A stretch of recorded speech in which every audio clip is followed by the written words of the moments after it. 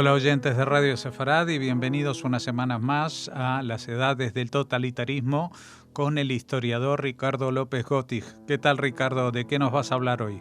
Hola, buen día Jorge, ¿cómo estás? El tema que nos vamos a tratar hoy es respecto a los experimentos médicos que se hacían en los campos de exterminio, sobre los cuales hemos hablado el programa pasado, y en este sentido vamos a encontrar que intervinieron médicos y enfermeros e incluso antropólogos en hacer una serie de experimentos con los prisioneros. Siempre hay que recordar que el nazismo era una teoría política, ideológica, con un carácter de tipo biológico, con lo cual había una enorme importancia en lo que era la medicina y la antropología en el sustento de lo que era la eugenesia y las teorías de la pureza racial. Bueno, acá nos vamos a encontrar con que utilizaban a los prisioneros. Primero, el objetivo de estos médicos no era curar, sino el de matar, porque estos eran campos de exterminio, con lo cual encontramos un cambio completo de lo que era la ética médica, y en este caso lo que se buscaba era matar de la forma más rápida y eficiente posible. Con lo cual nos cambia completamente la visión de lo que es el rol de un médico. Y utilizaban a estos prisioneros, ya sea obviamente a los prisioneros judíos, pero también a los rusos, los polacos, los gitanos, con distintas finalidades. Aquellos que eran considerados aptos para experimentos médicos, por un lado se encontraban con una situación que significaba prolongar la supervivencia. Sabían que los otros eran enviados a las cámaras de gas, con lo cual, en cierta forma, aquellos que fueron sometidos a estos experimentos entendían que era una forma de prolongar la existencia todo lo posible. Nos encontramos con lo siguiente. Primero había una decisión de esterilización y ver cuáles eran los métodos más efectivos y rápidos posibles para la esterilización. Que no fuera quirúrgica, es decir, que no significara la intervención de un médico en cada cirugía. Ahí había un bloque 10 en Auschwitz, ¿no? Ahí nos vamos a encontrar con el bloque 10, en el cual se hacían específicamente este tipo de experimentos con mujeres judías que estaban en condiciones más o menos sanas y de edad fértil. Sobre todo también se experimentaba con mujeres que ya habían tenido hijos, con lo cual se sabía que había fertilidad, y se aplicaban todo tipo de inyecciones para ver cómo esterilizarlas de forma permanente. Después también nos vamos a encontrar con una serie de experimentos que significaban con respecto a lo que era la resistencia a determinadas enfermedades, por ejemplo el tifus, con respecto a enfermedades contagiosas, no para curar a los prisioneros judíos, sino que era para curar a los soldados alemanes que estaban luchando en el frente. Y tengamos en cuenta que cuando se hacen todos estos experimentos es cuando el eje empieza a retroceder en la guerra, está empezando a perder la guerra y por lo tanto necesitaba contar con la mayor cantidad de soldados alemanes disponibles en esas circunstancias. Y también había algunas técnicas de remoción de huesos para ver si se podían injertar en los soldados. Bueno, todo esto significaba un dolor enorme y sufrimiento enorme en aquellos que fueron sometidos a estas condiciones. El personaje célebre, obviamente, del complejo Auschwitz-Birkenau en cuanto a la experimentación va a ser Josef Mengele. Mengele era un médico sumamente ambicioso que llega muy joven al campo. Él había estado en el frente de guerra en la Unión Soviética y producto de una herida, él fue condecorado y se lo envió a Auschwitz-Birkenau para ejercer la medicina. Ya sabemos qué tipo de medicina, no la que curaba, sino con el objetivo de matar. Pero Mengele tenía muy buenas relaciones con el mundo académico y por consiguiente él tenía su propia agenda.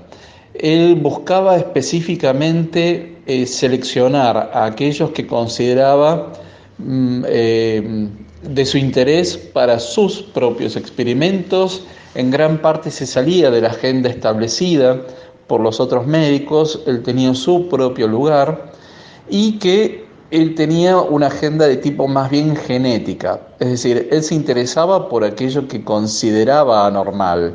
Él consideraba anormal el enanismo, consideraba un objeto de interés a los mellizos, consideraba de interés el color de los ojos, y entonces hacía una serie de experimentos con estas personas.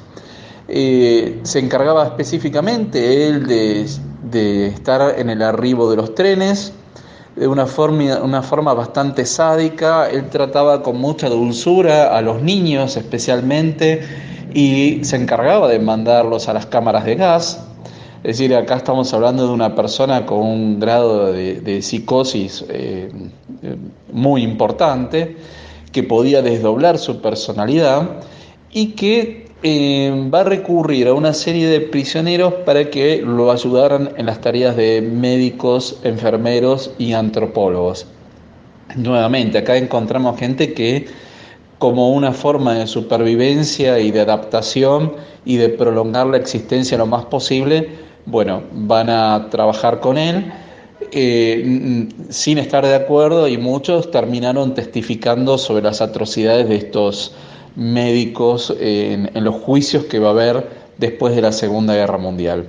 En el caso de Mengele, él tenía una gran preocupación, que era el tema de los mellizos. ¿Por qué? Por un lado, él lo que buscaba era reproducir las condiciones de que hubiera mellizos y gemelos, porque justamente el gran problema que iba a tener Alemania después de la guerra era la repoblación.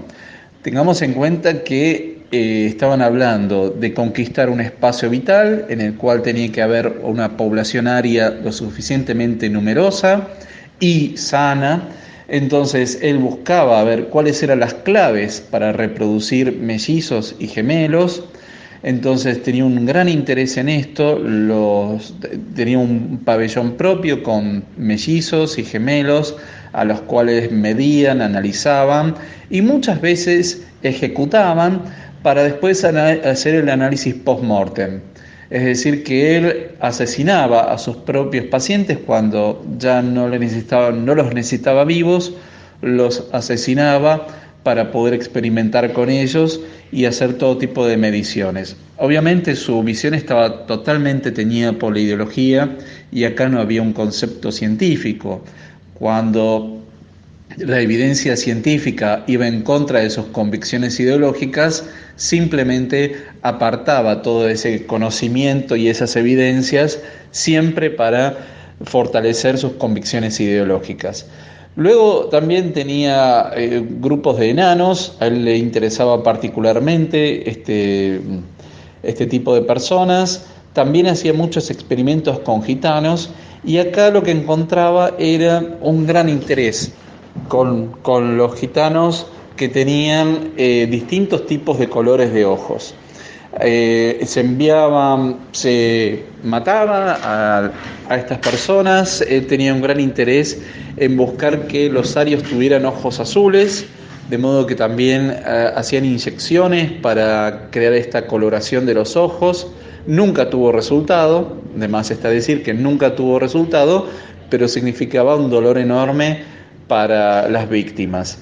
Y se encargaba de remover los ojos y enviarlos a los círculos médicos de Berlín, porque tenía una gran colección y las enviaba, ¿no?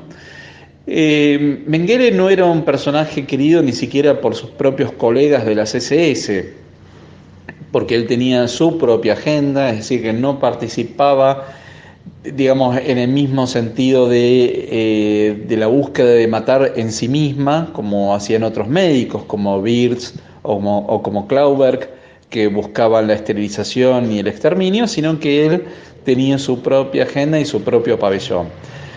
Es muy interesante señalar que en los juicios de 1945 y después apenas se lo va a mencionar a Mengele. Él va a comenzar a ser mucho más conocido y buscado después en los años 50, cuando los relatos, los testimonios empiezan a mencionarlo a partir de los años 50. Y es cuando se descubre que Mengele fue por varios países de Sudamérica, vivió en Argentina, vivió en Paraguay y finalmente termina muriendo en Brasil después de muchos años.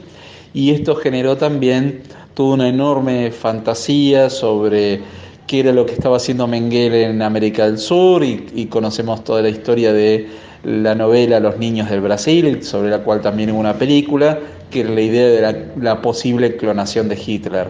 Entonces esto alimentó también una gran fantasía sobre quién era Mengele, de carácter ahistórico, pero sí claramente hay testimonios de su sadismo y de su intervención sumamente activa en seleccionar a aquellos que eran enviados a las cámaras de gas porque no le resultaban interesantes para sus propios experimentos. Para concluir, me gustaría señalar el rol de la ciencia en los grandes estados totalitarios, que no tenían un carácter religioso, sino un carácter pseudocientífico, es decir, no era una ideología, sino que esa convicción ideológica era sustentado por una pseudociencia.